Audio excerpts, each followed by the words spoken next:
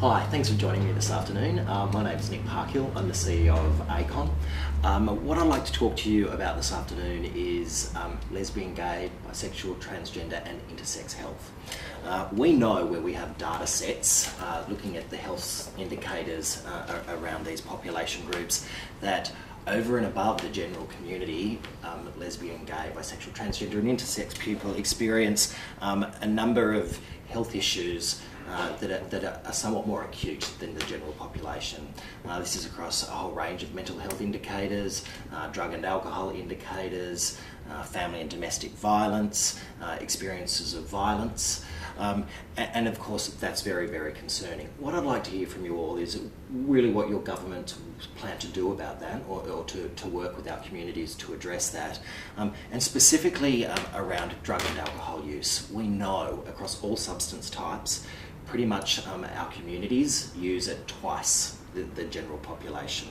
Now that can be a real concern for a lot of people in our communities, yet at the moment we don't have any funding dedicated to address that from the current New South Wales or the previous New South Wales governments.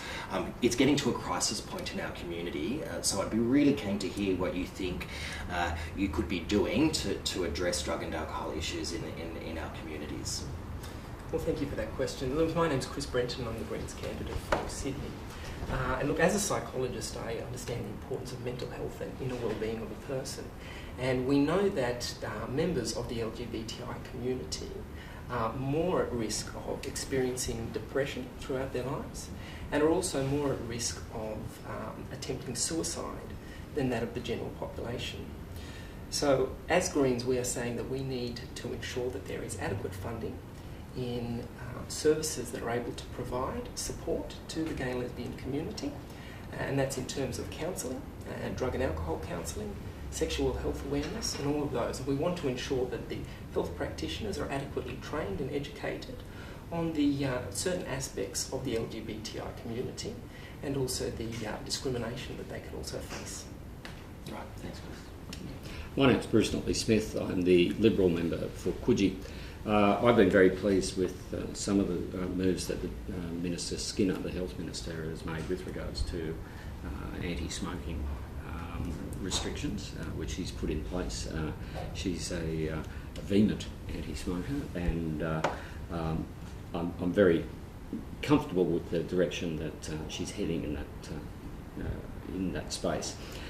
With regards to alcohol, I undertook an inquiry into alcohol use in the home by youths, and in many ways this is where we've got to start looking at it. It's even before they become legal drinkers.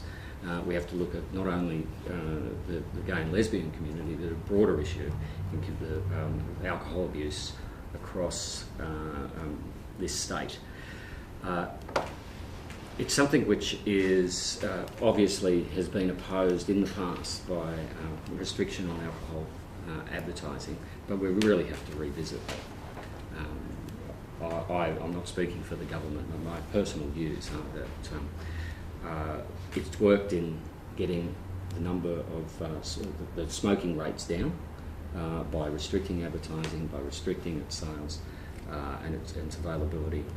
I believe we have to do a similar thing to alcohol and address it as a whole of a community problem because it is. Thanks Bruce. Alex? I'm Alex Greenwich, the independent member for Sydney. Chris and Bruce have touched on two really important issues. I'd like to cover domestic violence and also injecting drug use. So we know that domestic violence occurs within same-sex couples and within the LGBTI community. There have been some good awareness campaigns about that. As a Member of Parliament, I regularly work with my local cops on anything we can do to encourage people to seek support and to get connected to the right services should they be experiencing domestic violence. It happens in every community. It certainly happens in our community, and it's not something that is always physical. It can be financial. It can be emotional. So we need to make sure that there's always funding and awareness programs for domestic violence targeted towards our community. The messages are different, and it's important that there continues to be strong awareness of it. We also need to acknowledge that within our community there are injecting drug users. I work closely with the medically supervised injecting centre, and I think what we need to do is we need to realise that there are injecting drug users, not criminalise that, encourage safe use of syringes and needles, and then get people into proper treatments to help them through their processes. I think we need to be very careful not to criminalise or demonise people who are drug users, but get them into the support programs that they need. I'm Penny Sharp and I'm the Labor candidate for Newtown, and I'm also a member of the New South Wales Legislative Council.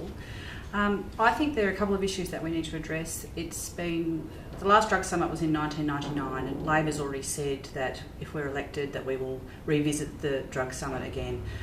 Drug use has changed, populations have changed, legislation has changed.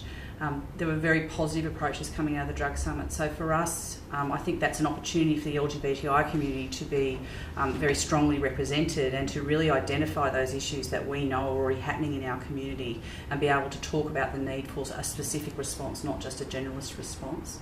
In relation to community organisations, I think that there is some dangers around some of the track the government's going on with competitive tendering. There is a lot of specialist knowledge that's been built up in the LGBTI community organisations over a very long period of time. They're small organisations, they've been around for a long time, they know our communities better than anyone else. A competitive tendering process that doesn't recognise that knowledge, I think, is a very dangerous place for us to be.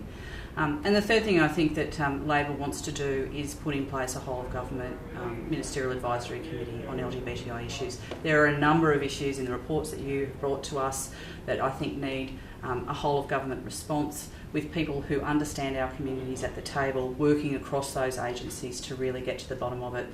The first thing I'd have on my list is better research. We've got some data sets, but not nearly enough. Fantastic, thank you all.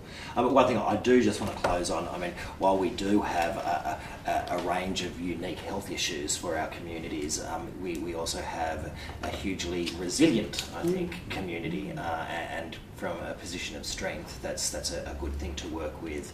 And increasingly we are seeing partnerships emerge with governments and local health districts addressing some of these issues, but they're critical for us. The issue of methamphetamine remains absolutely critical, and how we put forward an appropriate response for not just gay men and for HIV positive people, but for lesbian people will be a critical issue for the next government. So we look forward to working with whoever that might be moving forward.